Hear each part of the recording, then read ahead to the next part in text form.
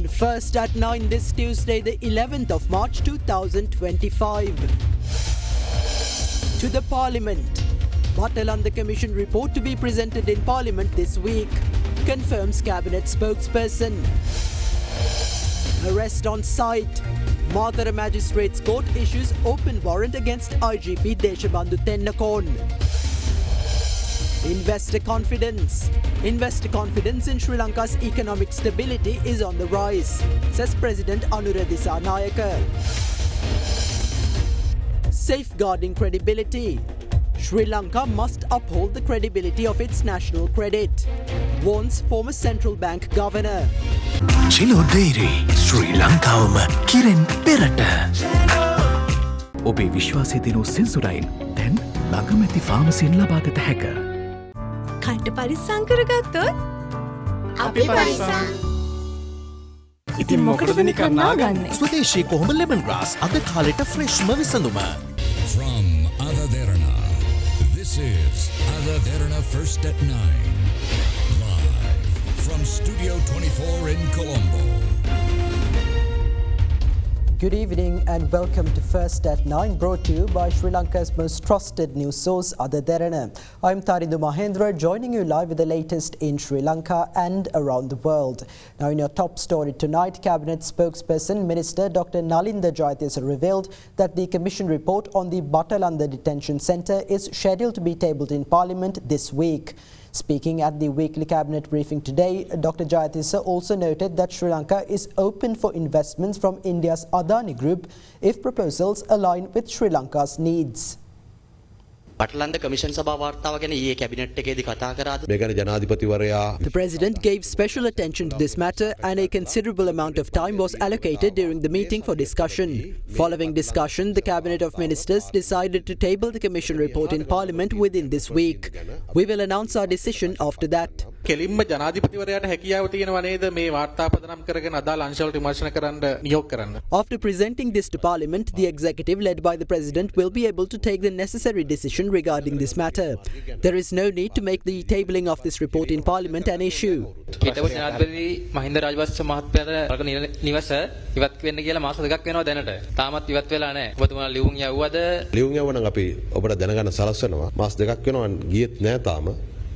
ඔමින් අදානි සමූහ ව්‍යාපාරයත් එක්ක තියෙන ඇග්‍රීමන්ට් එක සම්බන්ධයෙන් විවිධ මත පළ වෙනවා සහ ඒ කියන්නේ ඒකේ ආණ්ඩු ස්ථාවරය යම් යම් අවස්ථාවලදී වෙනස් වෙනවා අපි දැක්කා. There has been no change in the government's stance on the Adani deal. We are open to investment. If Adani is bringing an investment that aligns with our interests, we are open to discussing it. However, in this project, the cost per unit is high. If they are not willing to revise the charges, they may decide to withdraw. Ultimately, if the financial burden on the public is too high, the government will make a decision accordingly. අපට තොරතුරු වාර්තා වෙනවා ඉරිදා දවසේ සූර්ය බල ශක්තිය ජාතික පද්ධතියට එකතු කර ගැනීමේ සීමාවක් ඇති කරන්නට යනවා කියලා සීමා කරන්න නෙවෙයි ඇත්තටම ප්‍රශ්නයක් තියෙනවා. It is not about limiting, but there is an issue. While we have the ability to control the power generated from major hydro and thermal power plants, we do not have the ability to fully regulate the power coming from small solar panels. On Sundays, there is a significant disparity between demand and supply. Due to this imbalance, even a minor disturbance such as an animal interfering with the grid could cause a total shutdown. That is what happened recently. This has been a long-standing issue in the system and we need to find a solution. As far as I know, the ministry has not made a decision to restrict solar power integration, but the situation has reached a point where some level of control may be necessary. If this isn't addressed, the imbalance could lead to a national crisis at any time. අසමතුලිතතාවය විසින් ඕනෑම මොහොතකදී රටටම ජාතික ප්‍රශ්නයක් එන්න පුළුවන්.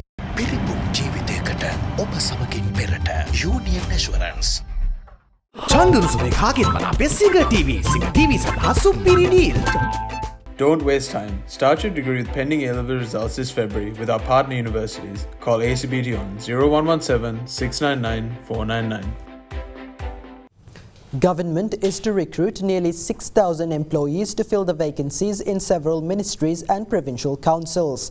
Meanwhile, the Tea Control Act is to be amended by including legal provisions affecting tea processes. With that, here's more on these and other decisions taken during this week's cabinet meeting. A committee is to be appointed to study the impact of decorations and modifications on buses on the safety of passengers and submit a report with recommendations for taking proper action in this regard. Meanwhile, government greenlit the construction of a lawyer's office complex on the 130 purchase of state-owned land adjacent to the new court complex in Galle with the funds of the Galle Bar Association. The use of the office complex is to be granted to the Galle Bar Association for a period of 30 years in such a manner that the total investment incurred by the association will be covered by the rental. In the meantime, approval was granted for Sri Lanka to pay a $25,000 annual subscription to the International Solar Alliance continuously from the 2024-25 financial year, establish a solar technology application resource center in Sri Lanka, and sign a country partnership framework between Sri Lanka and the International Solar Alliance. Sri Lanka is already a member of the International Solar Alliance, which is an organization that allows member nations to acquire benefits relevant to the field of solar power, such as capacity building through solar technology application resource centers, policy development, access to funds, global networking and sharing of knowledge. Meanwhile, the Tea Control Act No. 51 of 1957 is to be amended by defining the portion of tea disposed after sorting as reclaimable tea and naming the portion remaining after further extracting reclaimable tea as refuse tea. Additionally, legal provisions affecting tea processes are to be included in the Act, including their registration, issuance of licenses for them, and their administration. Approval was granted to these amendments on the 11th of January 2021 by the then Cabinet of Ministers, and the current Cabinet also approved the amendments after being informed by the legal draftsman of the necessity of doing so. In the meantime, government approved the recruitment of 5,882 employees to fill the vacancies of several ministries and provincial councils following the recommendations of the committee appointed for the purpose. President Anura Dissanayake says government has inspired trust in investors and entrepreneurs in the stability of Sri Lanka's economy. Speaking during the 26th anniversary celebration of the Chamber of Young Sri Lankan Entrepreneurs, the head of state highlighted the agreements on resuming Japanese, Chinese and Indian projects in Sri Lanka as proof of the international community's faith in the island nation. The 26th anniversary celebration of the Chamber of Young Lankan Entrepreneurs was held yesterday in Colombo with the participation of President Anura Dissanayake. Our goal is to move forward while safeguarding this stability without letting the economy collapse again. There are several factors to prove that we have stabilized the economy. We have been able to maintain the dollar exchange rate around 300 rupees for a few months. Interest rates have been kept below 10%. International rating institutions have upgraded our credit and banking ratings. 11 projects by the Japanese government were halted, but agreements were reached to resume all of them, including the Bandaranaike Airport project. During the visit to China, agreements were reached to commence 76 new and existing projects. We awarded the contract for a wind farm with the lowest per unit cost in recent history at 5.47 US cents. We concluded discussions with the Indian government regarding the Sampur power plant. The Indian High Commissioner mentioned how discussions on the project commenced in 2003 when he oversaw commercial relations with Sri Lanka, but that they were only concluded by our government in 2025. We intend to lay the foundation stone for the Sampur power plant on the 6th of April. We awarded the contract to construct it under the lowest per unit cost at a solar power plant at 5.97 US cents. What all of these mean is that we have been able to inspire considerable trust in the stability of the economy, in investors, entrepreneurs and all participants in the economy. Fast track your career from O-levels with eSoft. ඩයබටිසෝල් සීනිවලින් පරිස්සම්වන ඔබට අමතක නොවන පෝෂණය. Kelani wire කිසිගින්නක් නෑ. කිසිගින්නක් නෑ. Kelani fire shield wire. The Matara Magistrates Court issued an open warrant against Inspector General of Police Deshabandhu Tennakon today upon a request by the Criminal Investigation Department. Meanwhile, speaking at the Cabinet meeting briefing today, Cabinet spokesperson Dr. Nalinda Jayatissa assured that the government will bring the IGP to justice and requested all citizens to provide any information on the IGP's whereabouts if they received any. On the 28th of February, the Mathura Magistrate Court issued arrest warrants against 8 individuals, including Inspector General of Police Deshabandhu Tennakon, in connection with the shooting that took place in front of a hotel in Valigama, Mathura on the 31st of December 2023. Despite various search operations conducted so far, police have been unable to locate IGP Tennakon. Commenting in this regard, the Deputy Minister of Public Security and Parliamentary Affairs Sunil Watagala said that if the IGP continues to evade the law, his movable and immovable assets can be frozen under a circular issued by the acting IGP. Against this backdrop, the Court of Appeals yesterday scheduled for further consideration on the 12th of March the writ petition filed by IGP Tennakon seeking an interim injunction nullifying the pending arrest warrant against him. Meanwhile, the Criminal Investigation Department presented facts to the Mathura Magistrates Court today regarding the ongoing efforts to locate and apprehend IGP Deshabandhu Tennakon. CID officials informed the court that 10 locations across the country where the IGP might be found have already been inspected and that intelligence officers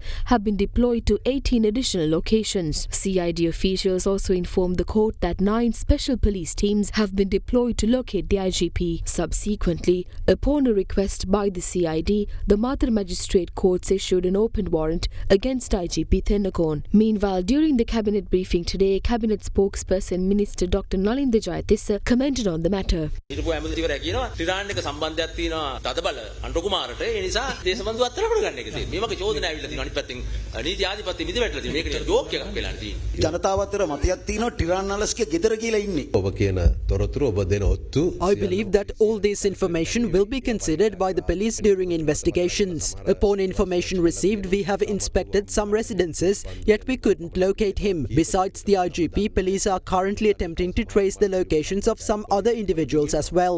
There is a process in place to apprehend all of them. There's no need to panic, as the police has put in a lot of effort and is using technology to nab these fugitives. නිශ්චිතවම ඔබතුමාට තොරතුරු තියෙනවද ටිරාන් නලස් මහත්මයාගේ ගෙදර පරීක්ෂාවට ලක් කළා කියලා මේ සම්බන්ධ නිසා අනිත් එක තවත් ප්‍රචාරයක් යනවා ස්වාමින් වහන්සේ කෙනෙක් විදිහට වෙස්තලාගෙන ඔහුට උදව් කරපු පන්සලක ඉන්නවා කියලා. ඒ වගේ දැන් පරීක්ෂා කිරීමට ලක් කරලා තියෙනවා කියලා ඔබතුමා දැනුවත්ද? I have no idea about that. However, as citizens of this country and as journalists, please feel free to provide such information to the police. We haven't announced any public reward to locate IGP Tennakon. If any information were provided on Ishara Sewandi, they would have been rewarded. However, we believe that providing information regarding such matters is a responsibility of all citizens. ඉරිදා වෙනකොට සුනිල් වටගල නියෝජ්‍ය අමාත්‍යතුමා සඳහන් කරා දේශබන්දුට කල් දීලා තියෙනවා කියලා බාර දෙන්න. කල් දීලා තියෙනවා කියලා කියන්නේ රජයත් සමග සම එකඟතාවයක් ඇති වෙලා තියෙනද ඔහුට court of appeal යන්න කාලයක් දෙන්න එහෙම මොකක් හරි එකඟතාවයක් තියෙනවද? කිසිම කල් දීමක් නැහැ. No such period has been given to him. I don't know what the intention behind that statement was. We have deployed police teams to locate his whereabouts. Our only aim is to apprehend him and produce him before court. The expenditure heads of the Ministry of Science and Technology and the Minister of Digital Economy were debated today during the 11th day of the committee stage debate on the 2025 budget. Meanwhile, tensions flared in Parliament when opposition leader Sajith Premadasa raised a pressing question regarding unemployed graduates. During the debate, Sarvajana Bala MP Dilith Jayavira emphasised that assigning a unique identification number should be a top priority in Sri Lanka's digitalisation initiative. How many unemployed graduates are there in the country? On page 72 of the NPP manifesto, it is stated that swift action will be taken to provide jobs for 35,000 unemployed graduates. Based on this, how many graduates are you planning to recruit?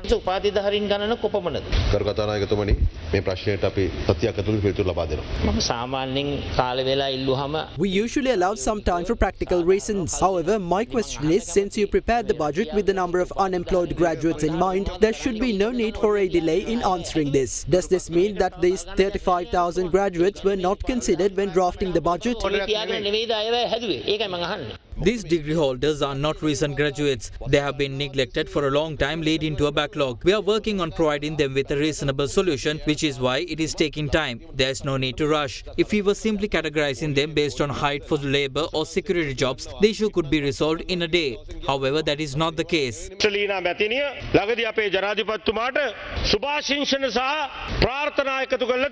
The managing director of the IMF, Kristalina Georgieva, has commended the president for successfully implementing the IMF plan. Sri Lanka is becoming poorer by the day. We all came from low-income families and backgrounds. We have a great responsibility to work for the betterment of the 70% of people in the country who are in similar conditions, not to serve the IMF. Kristalina Georgieva is not our Prime Minister, nor do we have any intention of making her one. A government MP said that I am trying to give advice without even having served in a Pradeshya Sabha. However, this is not an issue that should be solved at that level. He seems to have forgotten that many MPs here have also never served in a Pradeshya Sabha. I also presented certain facts regarding national security. I clearly stated that I am speaking with good intentions, so there should be no misunderstandings. Specifically, I pointed out issues in intelligence briefings due to unfamiliarity with the subject. I also mentioned concerns about the Security Council. However, the president responded by saying we will take care of it,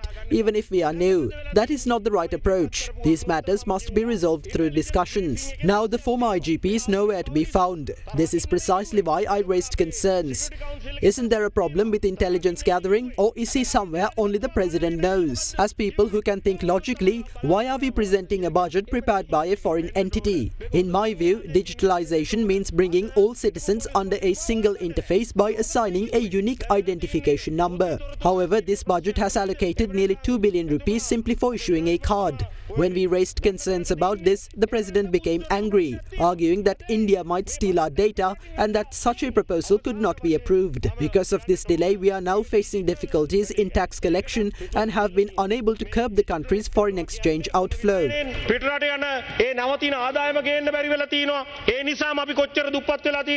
We need to bring this unique ID number. That should be the priority. MP Dilip Jayavira stated that this budget follows an IMF plan. We had no choice in this matter. The country was at a standstill. Sri Lanka was already part of an IMF program. We are not venting frustrations. We are simply stating the reality. We must work within that reality.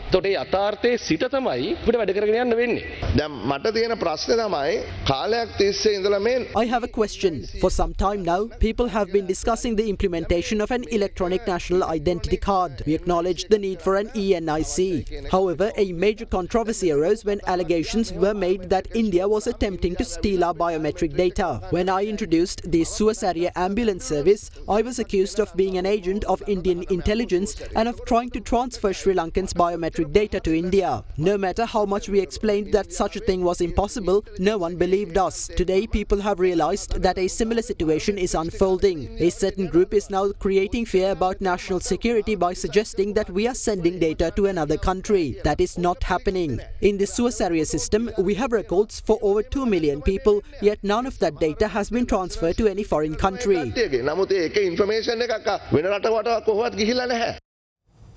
A female doctor at the Anuradhapura Teaching Hospital was sexually assaulted last night at the residence for the hospital's consultants. The suspect has been identified as an army deserter and 5 police teams have been deployed as part of the special operation to apprehend him. Meanwhile, all medical staff, including all doctors and nurses at the Anuradhapura Teaching Hospital, launched a union action urging authorities to ensure the safety of medical officers in light of the tragic incident. A female doctor at the Anuradhapura Teaching Hospital was sexually assaulted last night at the residence for consultants located in front of the hospital. The suspect reportedly threatened the doctor with a knife while she was entering the residence after her shift at around 7 p.m. and forced her into the house. According to reports, the suspect has shackled her hands, gagged and blindfolded her prior to sexually assaulting her. The suspect had subsequently fled the scene after snatching the doctor's mobile phone. The doctor who faced the tragic incident had called her father through a telephone at a hospital ward shortly after the incident. Today, the Anuradhapura district branch of the Government Medical Officers Association informed hospital administration of the incident and filed a complaint with the Anuradhapura police. Anuradhapura police said that special investigations are being conducted in the area in search of the suspect. Meanwhile, medical staff, including all doctors and nurses at the Anuradhapura Teaching Hospital, launched a union action this afternoon protesting the incident. We have informed the authorities about the dangerous conditions earlier, but none of the authorities succeeded in providing a solution until such a tragic incident occurred. The problem will not be solved by arresting the suspect. We will only halt this union action when we are satisfied with the measures taken to ensure the safety of the medical staff. If the authorities fail at meeting our demands, we are ready to launch island-wide union actions. Today, the Executive Committee unanimously decided to launch a strike action covering the North Central Province if police fail to capture the culprit by 8 am tomorrow. We have received a number of complaints and the authorities also have been previously informed of such threats in the North Central Province. Some hospitals are threatened by wild elephant attacks.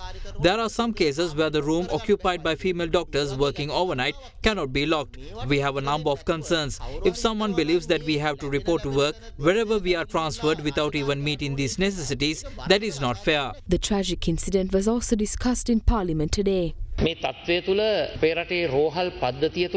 safety of female doctors in the hospital system has become a pressing issue. Female government employees are unable to fulfill their duties safely, while the government is making jokes about public and national security. Public security and national security have really become major concerns. I have a daughter too. We would like to urge the government to take strict decisions in this regard. We are ready to support the government in bringing in stern rules and regulations against those who commit such reprehensible acts. The police have launched an investigation into the incident. The suspect has been identified. He is an army deserter. We have located his current whereabouts. 5 police teams have been deployed to apprehend him. We intend to arrest him as soon as possible. We will expedite investigations and bring the suspects before the law. Meanwhile, Deputy Minister of Health Hansaka Wijayamuni commented on the union action launched by the staff of the Anuradhapura Teaching Hospital.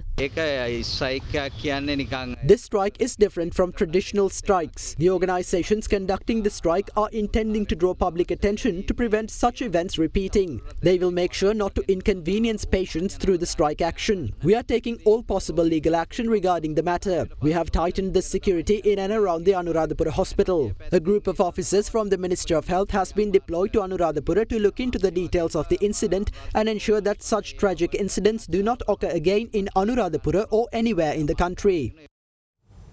Sri Lanka has been named one of the countries with the lowest terror threats in the world by the Global Terrorism Index 2025. According to the index, Sri Lanka is the most improved South Asian country, having recorded no terrorist attacks or terror-related deaths for 5 consecutive years from 2020 until 2024.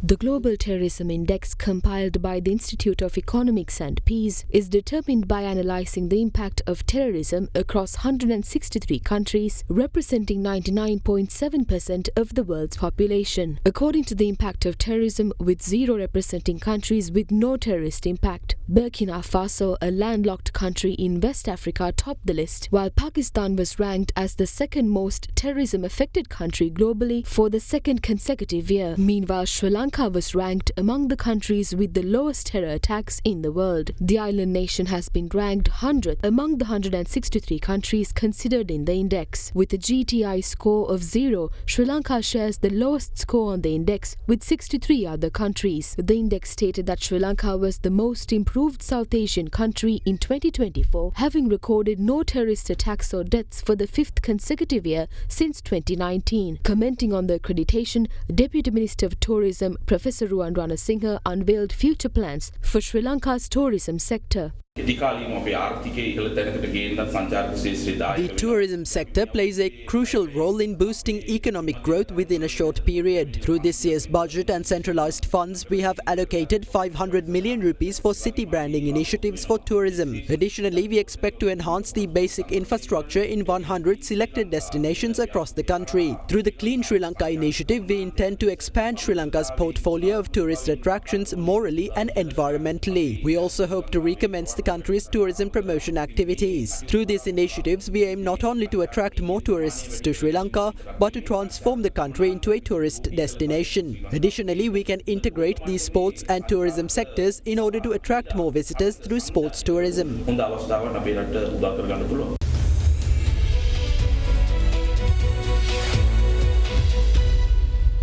Welcome back.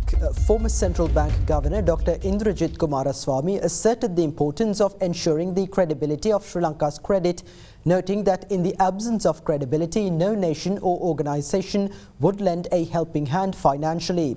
Addressing a public event of the central bank, Dr. Kumaraswamy attributed Sri Lanka's macroeconomic instability to the government's fiscal operations, highlighting that previous agreements with the International Monetary Fund did not aid Sri Lanka in taking a positive turn due to policy disruptions following elections. The first public event in celebration of the 75th anniversary of the Central Bank of Sri Lanka was held last afternoon in Colombo under the theme A New Paradigm in Macroeconomic Management. Repeating bouts of macroeconomic stress have arguably been the key economic cause of Sri Lanka's relative lack of progress compared to the successful countries in Asia. There is now a framework or frameworks of macroeconomic policy making embedded in laws which hopefully will prevent this repeating bouts of macroeconomic instability that we've seen for so long. And of course, the 17 IMF programs, which are a reflection of those bouts of instability. So if you look back, I think you will all agree that the main cause of the macro instability was invariably the fiscal operations of the government. We have had a rather toxic combination of populist policies on the one hand and an entrenched entitlement culture on the part of the people on the other. And the two kind of fed off each other, and there was a negative feedback loop which pulled down the country's macroeconomic performance. Each time we went into an IMF program, you would see stabilization take place, but as the electoral cycle turned and elections approached, we would again go back to square one. In fact, I think Lee Kuan Yew famously said that elections in Sri Lanka are an auction of non-existent resources, and that's a pretty fair description of what happened time and again. We need to make sure that the credibility of our credit is maintained throughout, and that we must realize that nobody is going to bail us out for nothing. So that is a lesson that once creditworthiness becomes a question mark, money just dries up. So one thing is we need to make sure that the macro remains stable, and hopefully with this new paradigm we are able to sustain that. In your stock update, the Colombo Bourse once again closed in negative territory today as a result of price losses in counters such as Hatton National Bank, Sinkadagala Finance and LOLC Holdings. The ASPI lost 290.21 points or 1.81% to close at 16,710.57, while the S&P Sri Lanka 20 lost 94.28 points or 1.97% and fell to 4,680.82. Market turnover crossed 2.4 billion rupees. The banking sector was the top contributor to turnover, while the diversified financial sector was the second highest contributor. Foreign investors closed as net sellers, offloading shares worth 62.5 million rupees.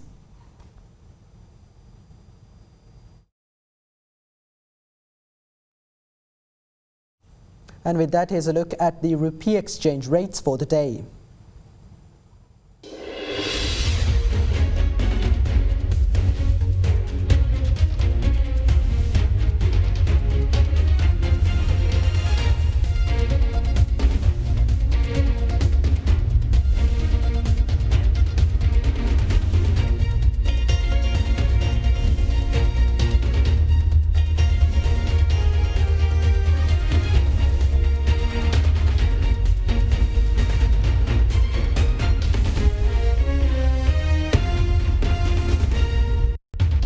That's all for tonight on First at 9. Thank you for joining. Have a great night.